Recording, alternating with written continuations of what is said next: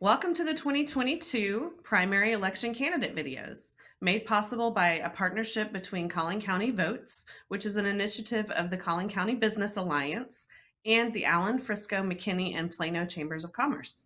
I'm Leanne Libby, General Manager of Community Impact Newspaper in Plano, and I'm excited to introduce our viewers to Mihaela Plesa.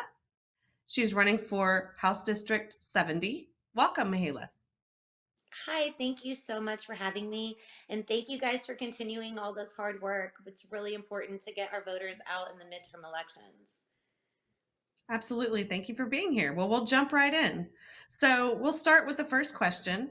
In your own words, what is the role of a state legislator? This is a really good question. I think that a lot of people don't know what their state reps do. For the last 5 years, I've been working in Austin with state representatives doing their legislation.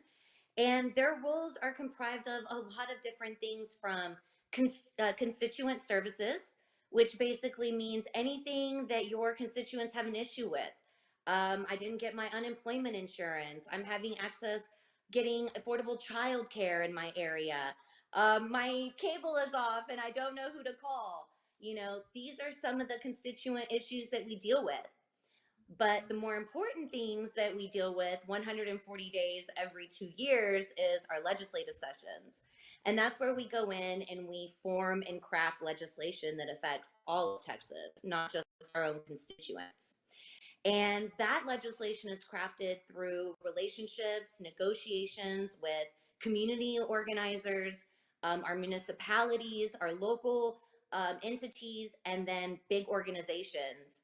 And they come in and, they create these bills, and then state reps try to pass that bill. And they don't just do it on the House floor, then they have to move that legislation over to the Senate and get it passed on the Senate. And in 140 days they got to get the governor to sign their bill. So that's kind of the role of a state rep.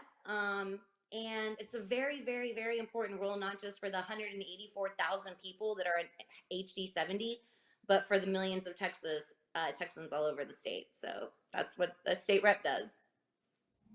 Great. So, if you were elected, what would be your top 2 to 3 legislative priorities? So I believe that fixing the grid has to be our number one priority. We did not do a good job of making sure that our grid is weatherized for extreme weather.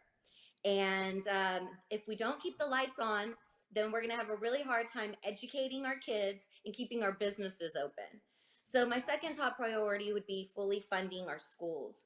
We really, really need to branch the divide between education and workforce. And we have to have a smooth pipeline from education into the workforce.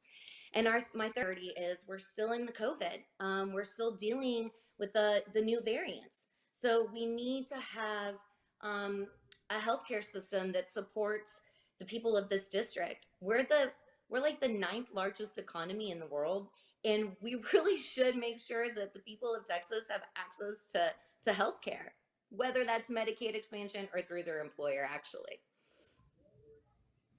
So, Collin County is one of the fastest growing counties in the country.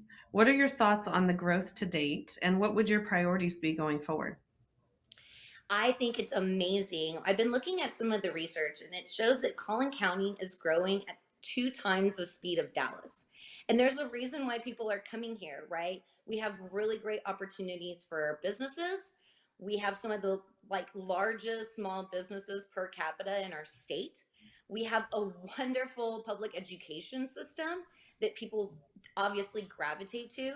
So the thing is that even though we have a bunch of people coming to Collin County, they're not bringing their roads with them when they come here, right? So we really need to have an honest conversation about transportation, especially around House District 70. There's around 3 toll roads that surround this district. That's a tax on our populations going and coming from work. So we really need to put some of that money that we're going to see coming in from the federal government into our infrastructure. That's got to be the first number one priority. Second is we've been seeing a lot of small businesses, going through the hardships of the COVID pandemic. We've been seeing a recession in employment. Well, with that comes loss of employer sponsored health insurance. So we really need to have an honest conversation about you know, health insurance in our state. And it can't just be, oh, we're going to expand Medicaid. It has to be, benefits that our insurance are providing us. So those would be like the top two, I think. But then obviously, you know, we have to do something with our public schools. Plano ISD is giving millions and millions of dollars back in recapture. I think I read a study somewhere in the billions since 1993. Okay, 1993 is when I was going through Plano ISD schools, right? So we have to do something. As the economy gets better, the state has to do its job to meet the demand and fully fund our public schools. That's going to bring the pressure off of our taxpayers. Great. So you mentioned one of the next question is about transportation, which you addressed a little bit, but what do you see as kind of the biggest transportation issue facing Collin County, and how would you address it? Yeah, so like I said, we're just seeing such an influx of people gravitating to North Texas for obvious reasons, right? And like I said, they're not bringing their roads with them. We are, because of the way that our transportation funding is set up, we are not meeting the demands for TxDOT.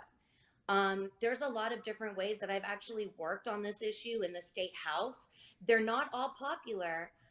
You know, there is conversation around putting a gas tax. We haven't increased our gas tax in 20 something years, right? That means that the cost of building a mile of road is going up, but the money that we're putting into that is staying the same. That's not sustainable. We also have to look at private partnerships. There's been a lot of success around that in other parts of the state. And we shouldn't really accept the toll road situation that we have up here in North Texas. I've worked for representatives in the southern part of the state, and there are no toll roads around there. So we can't just continue to rely on our local municipalities to continue passing bonds and funding it in these ways. This isn't fair for us and for our taxpayers. The state needs to take more responsibility. Absolutely. So next is the business community. So quickly, if you could tell us, what do you think the top needs are for the business community, and what would you do to help meet those needs and ensure community and economic growth? Absolutely. So honestly, I do believe that all work starts in the classroom. You have to have a prepared and educated person before they can go and be a good employee. And so one thing that I would like to see is increasing money to go not just to our elementary and post-secondary schools, but like our community colleges and the universities that we have going around. Collin College has done an amazing job of continuing their the access to their building and all that through COVID. They've done a great job with the alumni to recruit people to continue their education, even though a lot of schools have seen a recession and people going to school. So I think that's really important because our employers are relying on that really strong workforce to be ready to jump in and get to work on day one and be prepared. So I really believe that we have to have a strong, you know, pipeline to our jobs. I also believe that the state needs to do a better job at incentives. We do a lot with incentives bringing big businesses to our state. We're not doing as well of a job as incentivizing our small businesses. So I would like to do more around bringing capital into my community for small businesses, especially minority and women owned businesses. We tend to have a little bit of a harder time starting up our businesses. So I would love to bring some capital there and allow small businesses to build their enterprises and to be big businesses. Great. Well, so we have time for two more questions before we run out of time. So the next one Awesome. is the business community and many of the organizations representing it have prioritized equity and diversity through hiring practices, programs, and their community investments. So, because Collin County is such a diverse area in every sense of the word, can you talk about what equity and diversity mean to you? Absolutely. So I am first generation. My parents immigrated here from Eastern Europe. So I completely understand the need for inclusion within our community. But I am so excited to see the diversity and the boom, especially in the Asian community, coming into to the to our to HD 70. I think it's great. But you do see with that, you do have dispersions around income, right? And there is a wealth gap. I honestly believe education is the bridge to all wealth gaps. We see a correlation between graduation rates and, going on and, what your median income is going to be, right? So we need to include those communities in the conversation as far as how we branch that divide, whether that's through education, whether that's through um, just career training, just in general technical career training. We're seeing an influx of need for engineer jobs. Those necessarily don't have to be a degree. That could be a certificate of some sort. So I would like to expand the conversation around that. But we're also seeing a problem around minorities and seniors and they're being able to afford housing. So that is a conversation that needs to really be on the forefront because, what are we going to do? Our community is getting older as well. And can these people afford to be in their homes? So those are kind of some of the conversations I would like to start and some of the policy priorities that I would like to file if elected. Great. Well, so last question. If you were talking to someone from outside of Collin County who was maybe considering moving here or moving their business here, what would be your 30-second elevator pitch about Collin County? Oh, do it. I would do it. Look, I have grown up, lived in and around Collin County my entire life, and I would not want to call any other place home. You have the small town feel, but yet you can eat any type of food you want to eat any night. You can go and enjoy any kind of cultural experience any night that you want. I definitely recommend it. We have strong schools, we have strong employers, and we're doing the right thing. Collin County is one of the largest, I believe it is the largest vaccinated county in Texas. We are expanding access to healthcare. We are making sure that our people are taken care of. And so definitely move to Collin County. We are waiting for you with open arms. Great. Well, thank you so much, Ms. Plesa, for giving us your time today and sharing your thoughts with the voters on important issues. Well, thank you so much for having me, and thank you so much for doing this. Like I said, the midterm elections are one of the most important elections that we have in our state. So it's really important that everybody gets educated on who the candidates are and get out voting on March 1st.